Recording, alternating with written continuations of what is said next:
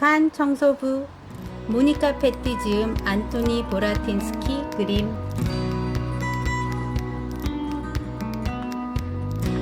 행복한 청소부.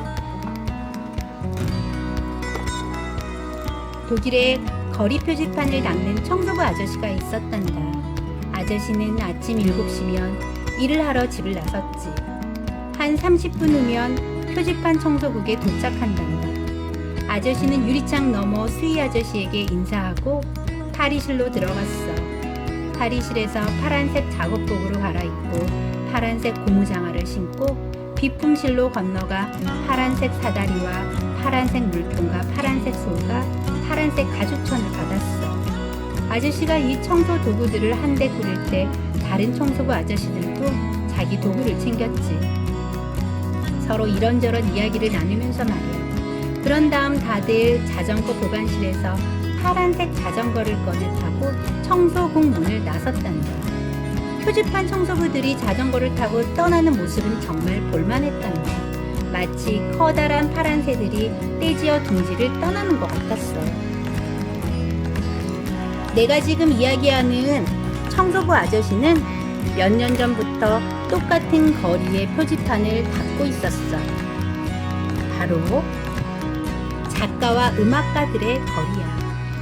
바흐 거리, 베토벤 거리, 하이든 거리, 모차르트 거리, 바그너 거리, 핸델 거리, 쇼팽 광장, 괴테 거리, 실러 거리, 슈토름 거리, 토마스만 광장, 그릴파리처 거리, 베레이트 거리, 게스트너 거리, 잉게보르크바흐만 거리, 마지막으로 또 빌헬름 부시 광장, 거기까지 아저씨가 맡은 곳이야. 표지판은 말이야, 닦아놓으냐 싶으며 금방 다시 더러워지지. 그러나 훌륭한 표지판 청소부는 그런 일에 기죽지 않아. 더러움과의 싸움을 포기하지 않는 거야. 내가 이야기하고 있는 청소부 아저씨는 정말 훌륭했어. 아저씨가 맡은 거리의 표지판은 깨끗할 뿐 아니라 새 것처럼 보였어. 다른 청소부들도 진심으로 아저씨가 최고라는 걸 인정했단다. 표지판 청소부 반장과 청소부 국장도 이따금 아저씨 어깨를 툭툭 두드리며 잘하십니다 라고 칭찬했어.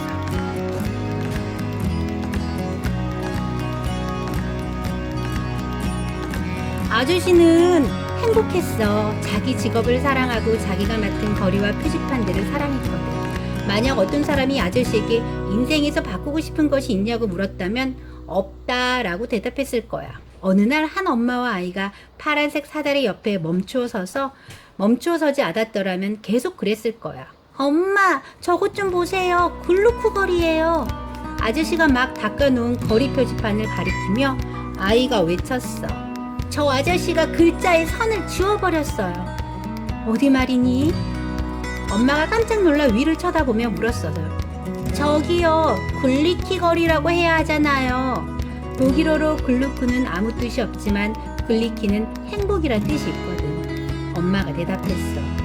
그렇지 않아. 글루크 거리가 맞단다. 글루크는 작곡가 이름이야. 그 이름을 따서 거리 이름을 붙인 거란다. 버스 한 대와 트럭 두 대가 덜커덕거리며 지나갔어. 그 바람에 엄마의 목소리가 묻혀버렸어. 다시 조용해졌을 땐 엄마와 아이는 이미 그 자리를 떠나고 없었어.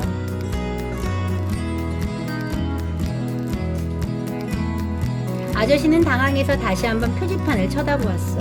문득 글루크라는 사람에 대해 이 아이만큼 아무것도 모른다는 생각이 들었어. 유명한 사람의 이름을 늘 코앞에 두고 있으면서도 정작 그들에 대해 아무것도 몰랐지 뭐야. 그건 안 되지. 이대로는 안 돼. 아저씨는 생각했어.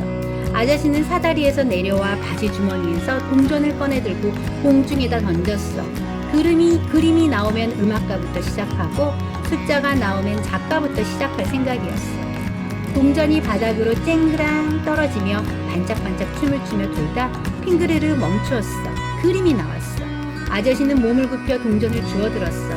이제 무엇부터 해야 할지 손으로 동전을 돌리며 곰곰 생각했어. 근무 시간이 끝날 때까지 기다릴 수 없을 것 같았어. 아저씨는 일을 마치는 5시가 되자 재빨리 자전거에 올랐지. 머리를 휘날리며 표지판 청소국으로 달려가 급히 옷을 갈아입고 집으로 갔어. 문을 열고 들어서자마자 아저씨는 종이와 연필을 찾아 이름을 쭉 썼어. 글루크, 모차르트, 바그너, 바흐, 베토벤, 쇼팽, 하이든, 핸델. 아저씨는 이름들을 다시 한번 훑어보고 앞종으로 벽에 붙여놓았어. 다음에는 신문을 꼼꼼히 보며 음악회와 오페라 공연에 관한 정보를 모았어. 어떤 것들은 공연 날짜를 수첩에 적어놓기도 했지. 그날이 오면 입장권을 사고 옷장에서 좋은 양복을 꺼내 입고 음악회장이나 오페라 극장으로 왔단다. 이젠 내가 부족한 게 뭔지 알 것 같아. 주위가 긴장될 정도로 고요해지면 종종 아저씨의 머릿속에 그런 생각이 스쳤어. 음악 소리가 쏟아오르기 시작했어. 조심조심 커지다가 둥글둥글 맞물리다 산산이 흩어지고 다시 만나 서로 녹아들고 바르르 떨며 움츠러들고 마지막으로 갑자기 우뚝 솟아오르는 거야. 스르르르 작아들었어. 아저씨는 오싹 몸을 떨며 멍한 상태에서 깨어났어. 종이 부스럭거리는 소리, 우르르 걸어가는 발소리. 몸이 열리고 사람들은 왁자지껄하며 밖으로 나갔어. 아저씨는 주위를 돌아보며 미소를 지었어. 크리스마스가 되자 아저씨는 레코드 플레이어를 샀어. 이를테면 자기 자신에게 크리스마스 선물을 한 거야. 포장을 풀어 플레이어를 꺼내 크리스마스 트리 밑에 갖다 놓고 엄숙하게 첫 번째 레코드판을 올려놓았어. 아저씨는 밤새 거실에 누워 음악을 들었어. 그러자 차츰차츰 오래전에 죽은 음악가들이 다시 살아나 가장 좋은 친구가 되는 느낌이 드는 거야. 그들의 음악을 들으며 속으로 묻고 대답하고 마치 서로 이야기를 나누는 것 같았어. 아저씨는 일을 하면서 머릿속에 간직한 가락을 나지막히 휘바람으로 불렀어. 모차르트의 소야곡, 베토벤의 달빛 소나타, 심지어는 오페라 곡까지 외워서 불렀단다. 쉬운 일이 아니었어. 휘바람으로 낼 수 있는 건 언제나 한 가지 소리밖에 없고 다른 소리들은 상상을 해야 했으니까. 음악가들에게 자신이 생기자 아저씨는 벽에 명단을 떼어냈어. 그리고 종이를 뒤집어 뒷면에다 새로운 이름을 썼어. 이번에는 작가들 이름이었어. 괴테, 그릴파르처, 만, 바흐만, 우슈, 그레이트, 실러, 슈로른, 캐스트너. 그리고는 종이를 원래 자리에 도로 붙여놓고 시립도서관에 가서 이 작가들이 쓴 책들을 빌렸어. 몇 주가 지나자 도서관 직원이 아저씨를 알아보고 친절하게 인사를 건넸어. 아저씨는 도서관 최고의 단골 손님이 되었거든. 아저씨는 전에는 한 번도 들어보지 못한 말들을 자꾸만 만나게 되었어. 어떤 말은 무슨 뜻인지 이해되었지만 어떤 말은 이해되지 않았어. 그래서 무슨 뜻인지 알게 될 때까지 되풀이해서 읽었어. 저녁이 되면 저녁마다 아저씨는 책 속의 이야기들에 잠겨 있었어. 아저씨가 거기서 발견한 비밀들은 음악에서 발견했던 비밀과 무척이나 비슷했어. 아하, 말은 글로 쓰인 음악이구나. 아니면 음악이 그냥 말로 표현되지 않은 소리의 울림이거나. 아저씨는 생각했어.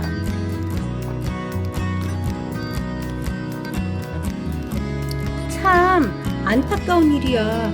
어느 날 아저씨는 동료 청소부들에게 말했어. 좀 더 일찍 책을 읽을 걸 그랬어. 하지만 모든 것을 다 놓친 건 아니야. 글은 아저씨의 마음을 차분히 했고 들뜨게도 했어. 또 아저씨를 곰곰 생각에 잠기게도 했고 우쭐한 기분이 들게도 했어. 기쁘기도 했고 슬프기도 했고 음악가들이 음을 대하듯 고개사가 공과 고리를, 마술사가 수건과 카드를 대하듯 작가들은 글에 대했던 거야. 아저씨는 작가들과도 음악가들과도 같은 친구 사이가 되었어.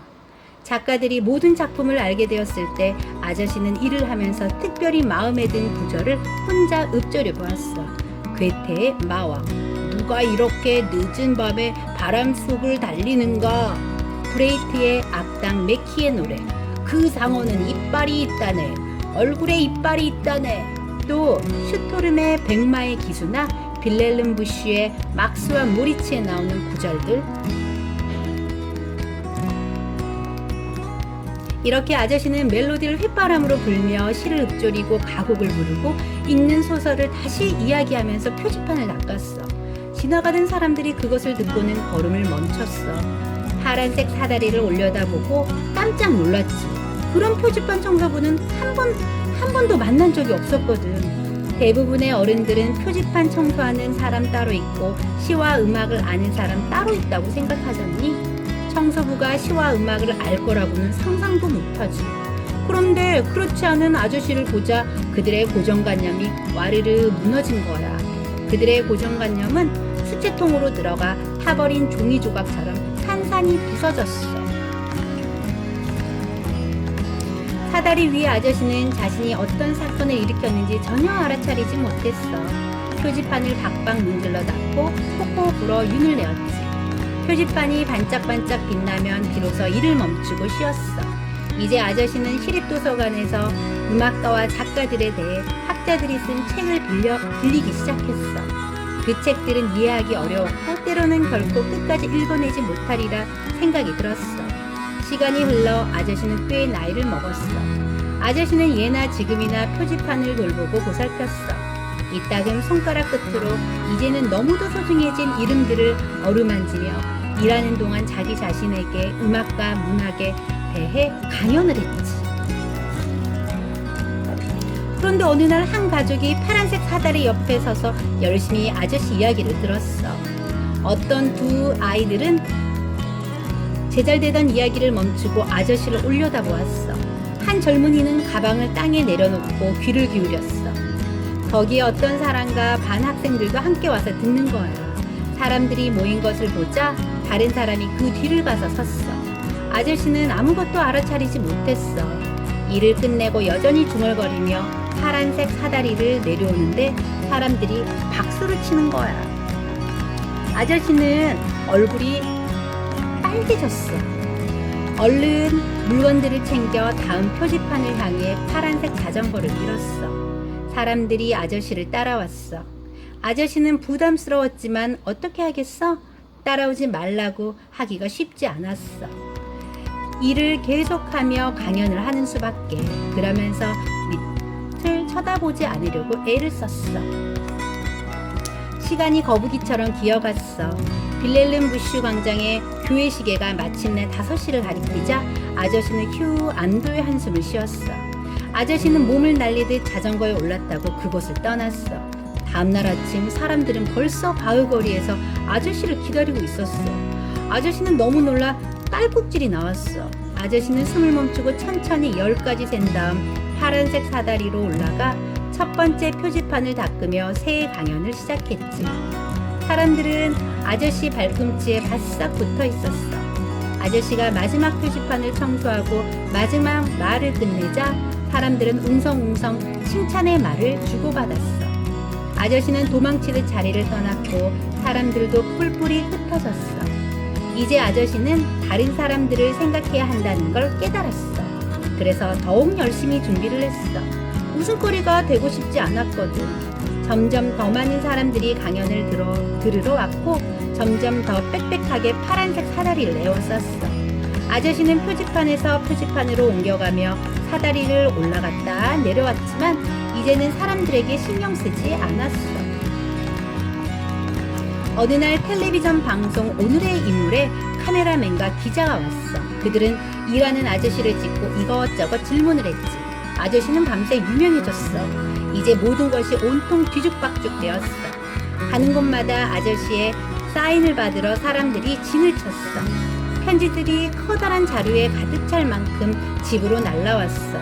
표지판 청소부 반장과 표지판 청소부 국장은 아저씨에게 칭찬을 늘여놓으며 꽃다발을 건네주었어. 아저씨 때문에 표지판 청소국의 위신이 높아졌거든. 4군데 대학에서 강연을 해달라는 부탁이 왔어. 그렇게 하면 아저씨는 훨씬 유명해질 수 있을 거야. 하지만 아저씨는 거절하기로 결심하고 답장을 썼어. 난 하루 종일 표지판을 닦는 청소부입니다. 강연을 하는 건 오로지 내 자신의 즐거움을 위해서랍니다. 난 교수가 되고 싶지 않습니다. 지금 내가 하고 있는 일을 계속하고 싶습니다. 안녕히 계세요. 그리고 아저씨는 지금까지 그랬듯이 표지판 청소부로 머물렀단다.